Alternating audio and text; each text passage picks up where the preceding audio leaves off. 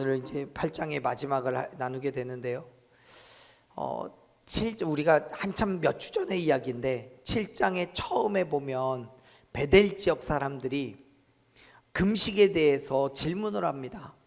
그리고 그렇게 시작한 말씀이 이스라엘의 멸망의 이유와 하나님의 은혜로 그들을 다시 회복시킬 거라는 말씀으로 정리가 되었어요. 그리고 오늘 우리가 함께 읽은 8장 18절에서부터 다시 금식에 대한 이야기로 돌아옵니다.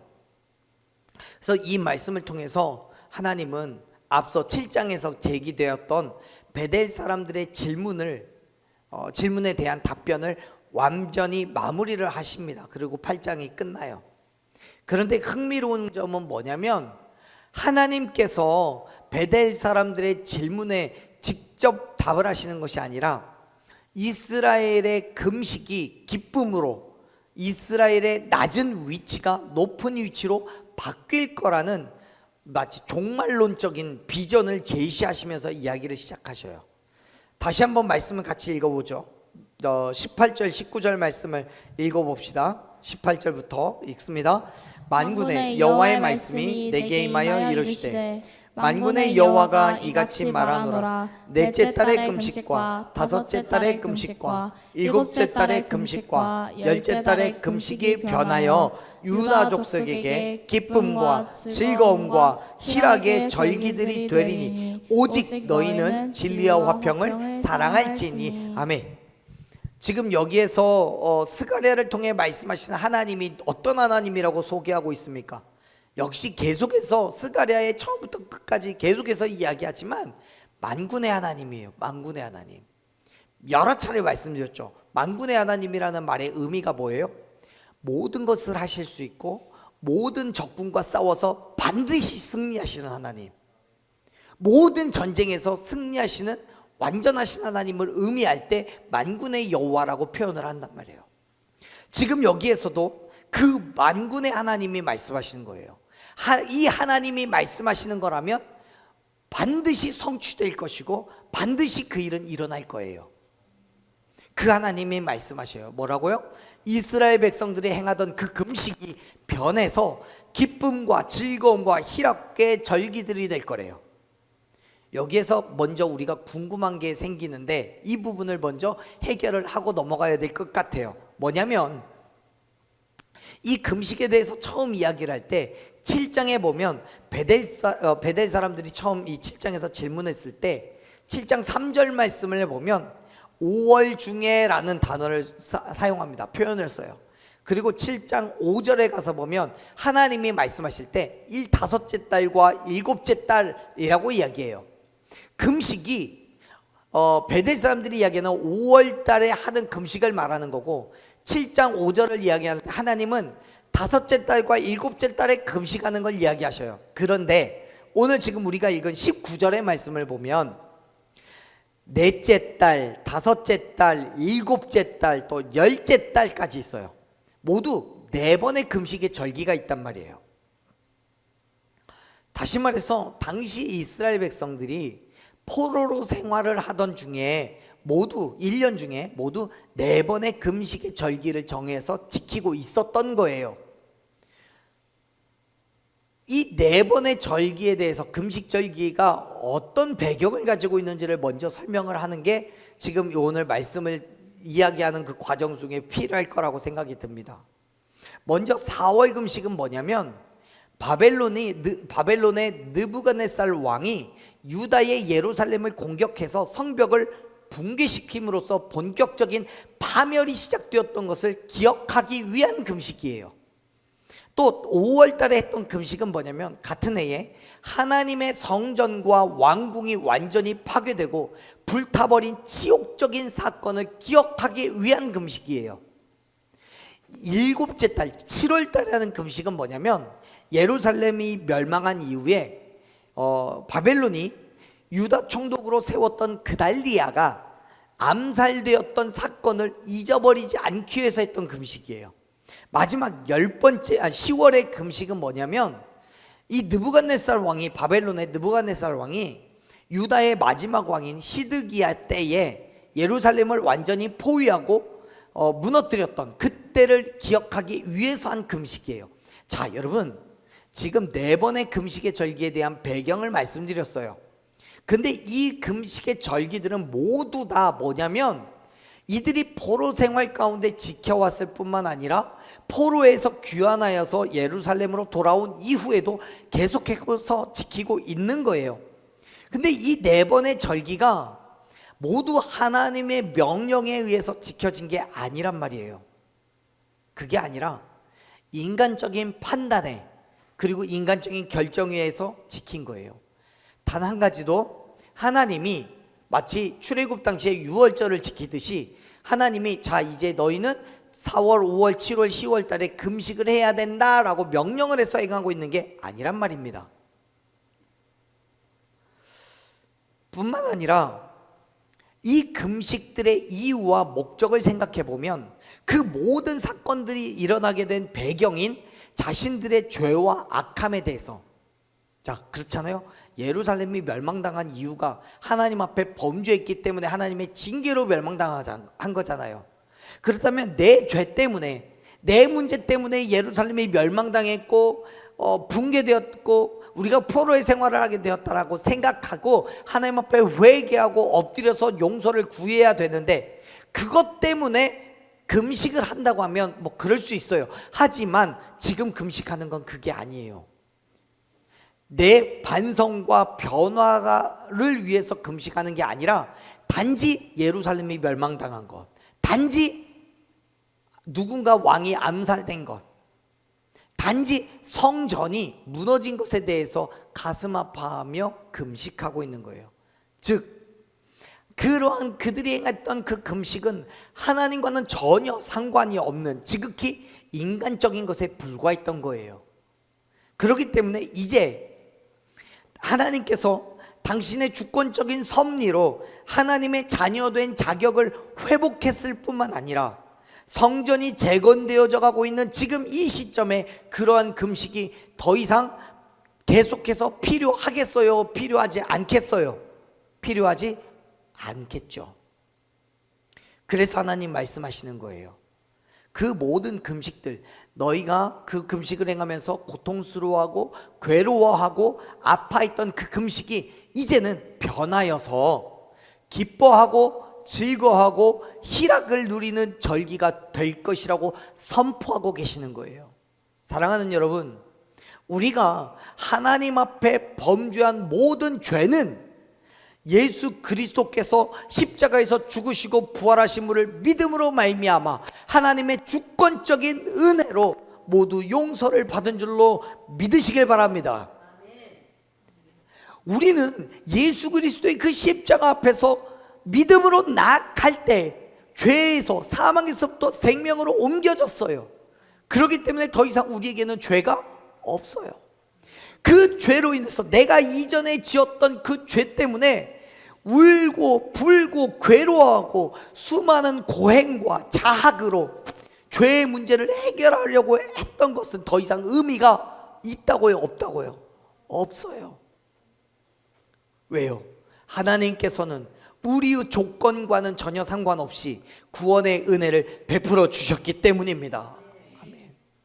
그렇기 때문에 사랑하는 여러분, 이제 우리는 하나님의 은혜를 받은 거룩한 하나님의 자녀로서 그 믿음의 삶을 살아가는 과정 속에서 더 이상 과거의 죄로 인해서 좌절하고 괴로워하고 넘어질 이유가 없음을 믿으시길 바랍니다. 19절에서 하나님께서 말씀하고 계시는 것처럼 저와 여러분의 삶에 있었던 이전에 그 죄로 인해서, 해결되지 않았던 죄로 인해서 누렸던 그 괴로움과 아픔, 좌절, 실망, 괴로움은 이제 예수 그리스도의 십자가 앞에 다 내려놓고 완전한 기쁨과 즐거움을 누리시길 바랍니다. 그리고 그러한 기쁨과 즐거움 속에서 하나님의 진리와 화평을 드러내는 삶을 살아가라고 우리에게 권면하고 계시는 거예요. 바울은 로마서 5장 1절 2절에서 우리에게 이렇게 이야기를 합니다. 같이 한번 읽어볼게요. 그러므로 우리가 믿음으로 의롭다 하심을 받았으니 우리 주 예수 그리스도를 말미암아 하나님과 화평을 누리자. 또한 그로 말미암아 우리가 믿음으로 서 있는 이 은혜에 들어감을 얻었으며 하나님의 영광을 바라고 뭐 한다고요? 즐거워하라고요. 아멘. 사랑하는 여러분, 우리가 하나님의 자녀된 은혜를 받았어요.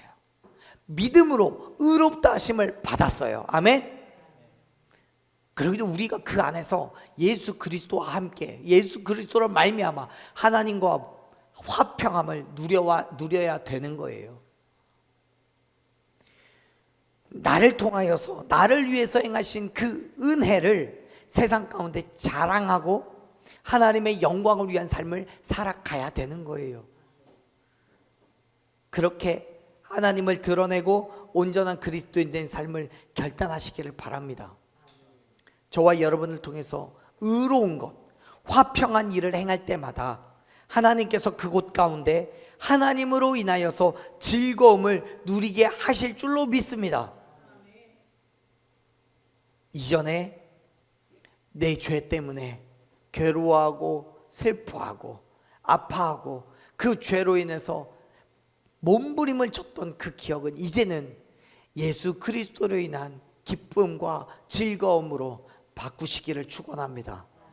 하나님께서 바꿔주실 줄로 믿습니다. 뿐만 아니라 그러한 저와 여러분을 통해서 다시 한번 하나님의 자녀된 삶을 결단하는 사람들이 늘어나게 될 것을 기대하십시오. 자, 보세요. 20절 이후에서부터 이스라엘 백성들은 자발적이고 적극적인 회심이 일어날 것이라고 선포하는데요. 자, 한번 읽어보죠. 20절 말씀. 자, 같이 읽어봅시다. 만군의 여호와가 이와 같이 말하노라. 다시 여러 백성과 많은 성읍의 주님이 올 것이라. 아멘. 지금 하나님께서 여러 백성과 많은 성읍의 주민들이 올 것이래요. 자, 여기에서 여러 백성이라고 말하는 것은 본래 하나님의 선택을 받은 백성을 의미합니다. 하나님의 선택받은 자들. 그런데 이 백성이 좀 보면 여러 백성들이잖아요. 여러 백성. 한 백성이 아니고 여러 백성이에요. 복수 형태를 사용합니다. 이렇게 되면 이 단어는 하나님의 백성들을 의미할 뿐만 아니라 여러 이방 민족들까지 매우 포괄적으로 포함하는 의미를 가지게 돼요. 다시 말해서 지금 하나님께서는 하나님의 백성들 뿐만 아니라 이방인들까지도 하나님 앞에 회개하고 돌아와서 구원을 얻게 될 거라고 말씀하시는 거예요. 그런데 그 일이 어떻게 이루어져요? 어떻게 이루어져요? 19절의 마지막에서 말씀하는 것처럼 하나님의 백성들이 하나님의 진리와 화평으로 행할 때 일어나는 일인 거예요. 사랑하는 여러분, 저와 여러분을 통해서 구원의 은혜가 온 땅에 선포될 것을 믿으시길 바랍니다. 그 일을 위해서 우리가 해야 할 일이 뭐냐면 먼저는 내가 하나님께로 나아가야 되는 거예요.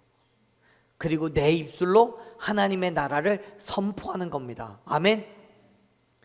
21절 22절 말씀을 보면 하나님이 이렇게 말씀하셔요. 21절 읽어봅시다.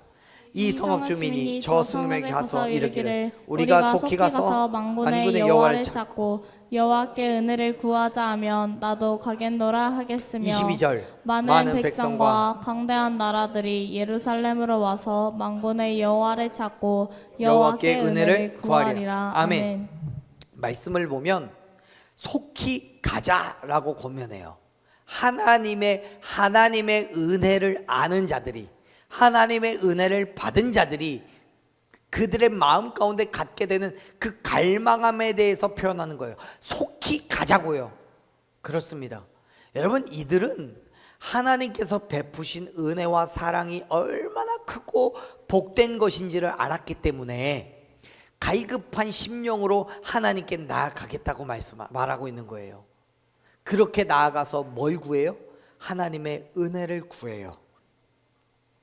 하나님의 은혜를 구한다는 건 내가 할 수 있는 최대한으로 낮은 자세로 하나님께서 우리를 통해 하실 일을 기대한다라는 표현입니다. 다시 말해서 하나님께 겸손한 태도로 은혜를 구하는 것은 스스로 내가 나를 스스로 구원할 수 없다는 것을 깨닫고 오직 하나님께 은혜를 하나님께서 주시는 그 은혜를 주권적으로 주시는 것을 인정한다는 거예요. 그렇게 나온 많은 백성들과 강대한 나라들이 하나님을 찾고 은혜를 구해요. 누구로 인해서요? 하나님의 백성들로 인해서요. 사랑하는 여러분, 우리는 부족하고 연약하고 아무것도 알 수 없는 나는 나 자신을 스스로 구원시킬 수가 없습니다. 아멘? 내가 나를 구원할 수 있어요? 없어요. 내 지식과 경험으로는, 내가 수고하고 애씀으로는 결코 구원을 얻을 수가 없어요. 그렇기 때문에 사랑하는 여러분, 하나님의 주권을 인정하시길 바랍니다. 하나님께서 행하실 일을 기대하시기를 축원합니다. 내가 하나님을 찾고 구할 때 하나님께서 저와 여러분에게 임재하셔서 그 구원의 은혜를 넘치도록 부어주실 것입니다. 할렐루야. 그 은혜가 우리에게 임할 때 세상은 우리를 통해 하나님을 보게 되는 거예요. 자, 보세요. 말씀은, 성경은 우리에게 이렇게 이야기를 합니다. 23절 말씀 마지막 읽어볼게요.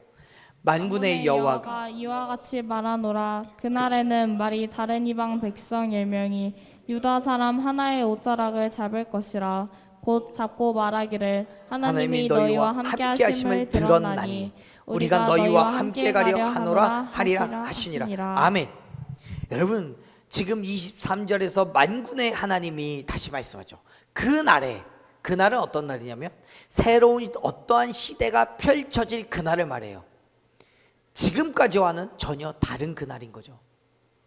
그날이 어떤 날이냐면요, 저와 여러분이 예수님을 나의 구원주로 인정한 그날입니다. 내가 죄에서부터 구원을 받아 사망에서 생명으로 옮겨진 그날입니다. 예수님께서 이 땅에 다시 오실 그날이에요. 아멘. 그날에 모든 이방 민족들이 하나님을 찾게 된대요. 근데 성경은 23절을 보면 되게 특이한 게 뭐냐면, 흥미로운 게 뭐냐면, 말이 다른, 언어가 다른 이방 백성 10명이 유다 사람 1명의 옷자락을 잡는 거래요.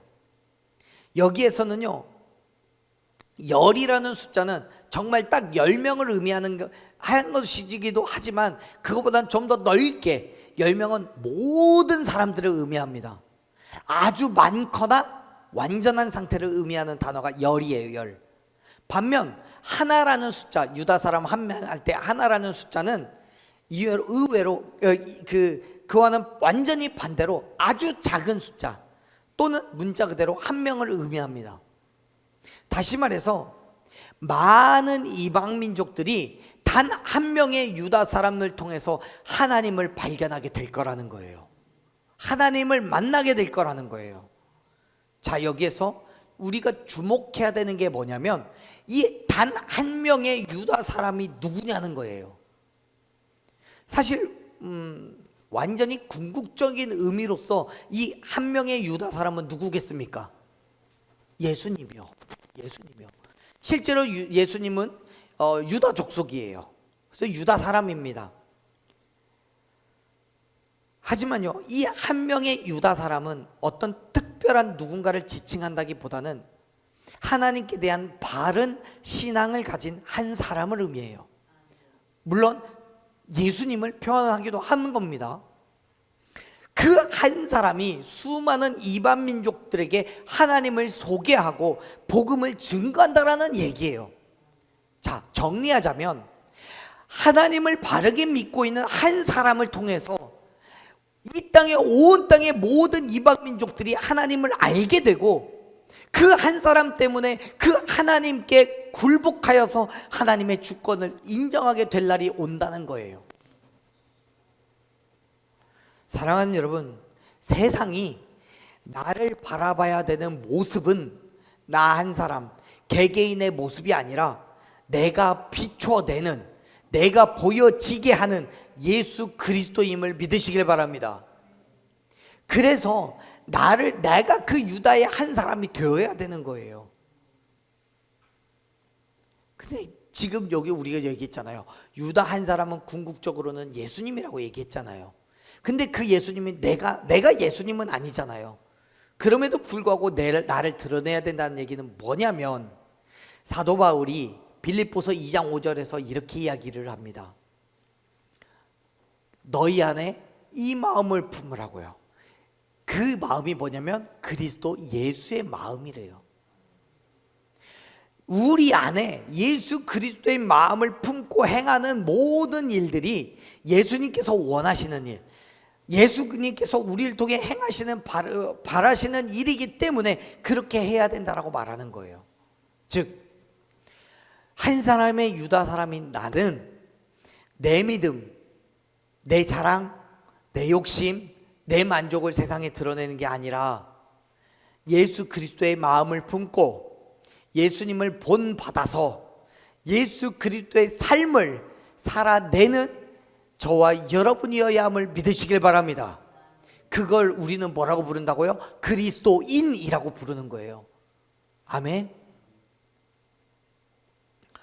우리의 행함이 내 생각과 내 마음으로 할 때는 내가 행하는 것이지만, 아무리 세상 속에서 바라본다고 할지라도 내 마음에 예수 그리스도가 계심으로써 예수님께서 원하시는 대로 그의 뜻하심 대로 내 삶을 통해 드러낸다면 그것은 결국 내 행함이 아니라 예수 그리스도의 행함이라는 사실을 믿으시길 바랍니다.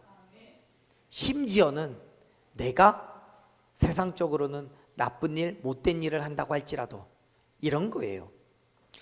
내가 교회를 다녀요, 성경을 읽어요, 기도를 해요.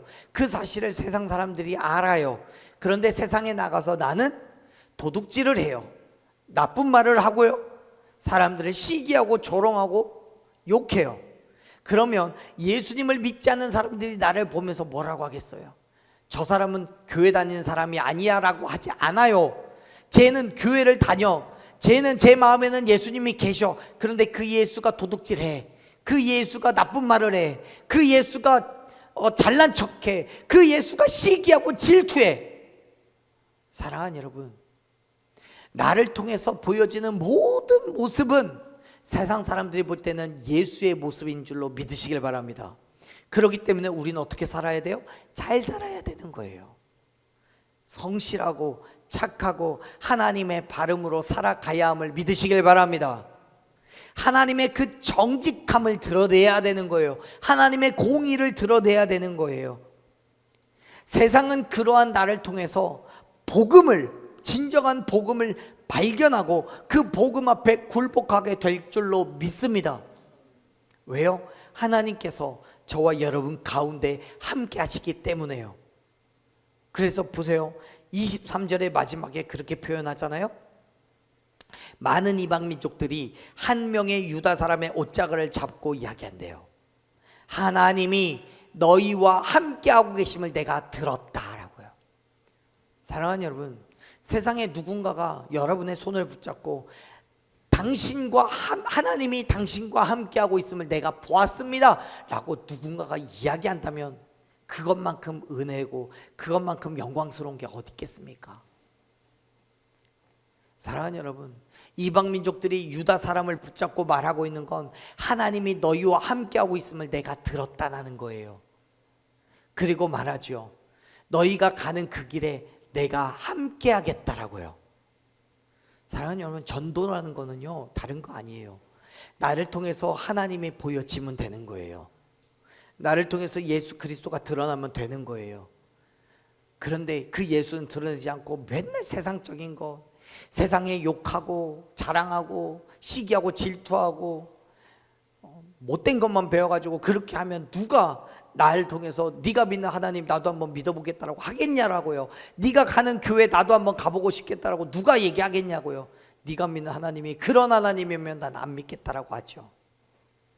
사랑하는 여러분, 아무리 세상이 나에게 관심이 없다고 하지만 나를 통해서 예수 그리스도가 드러날 때 세상은 듣게 되는 거예요. 할렐루야. 예수님께서 행하신 일을 듣는 거고 예수님이 어떤 분인지를 듣게 되는 거예요. 우리 성경에 이 들었나니라고 번역되어 있는 히브리어는 단순하게 어떤 소리를 귀로 감지했다라는 의미가 아니라 어떤 중요한 소식을 매우 상세하게 들었고 그 의미를 완전히 이해했다라는 의미를 가지고 있어요. 다시 말해서 이방 민족들은 하나님께 대한 바른 믿음의 태도를 보았고 들었고 그 의미를 분명하게 이해했기 때문에 나도 하나님께 대한 바른 믿음을 가지고 싶다라고 간절히 구하는 상태가 되었다는 것을 표현하는 거예요. 사랑하는 여러분, 이 정도 되면 저와 여러분이 이 땅에서 해야 할 일이 무엇인지 분명해졌을 거라고 저는 믿습니다.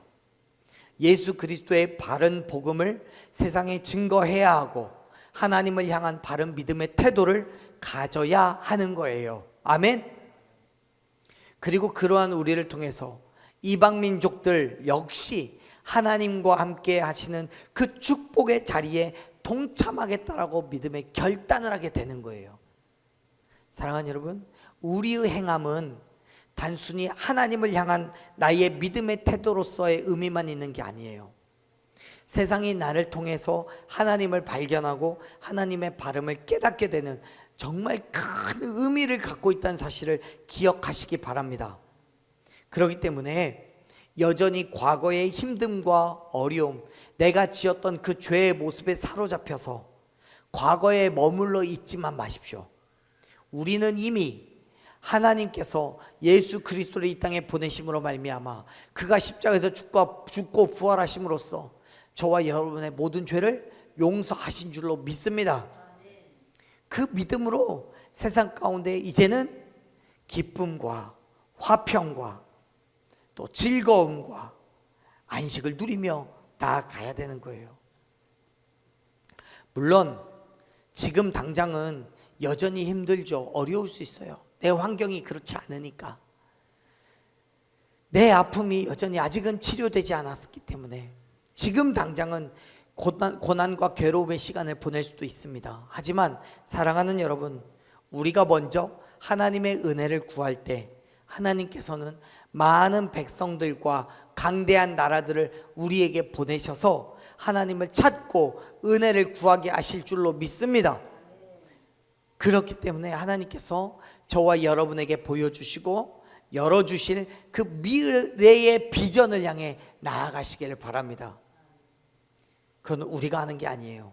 만군의 여호와께서 힘과 능력을 우리에게 부어주시고 모든 환난과 고통을 이기게 하심으로써 성취하게 하심을 믿으시길 바랍니다. 그리고 그 비전을 성취한 우리와 함께 하시는 하나님을 많은 사람들이 듣고 나와서 우리와 함께 가기를 구하게 될 거예요. 그렇기 때문에 사랑하는 여러분, 지금의 힘듦과 고통과 괴로움에 매몰되어서 미래를 포기하지 마세요.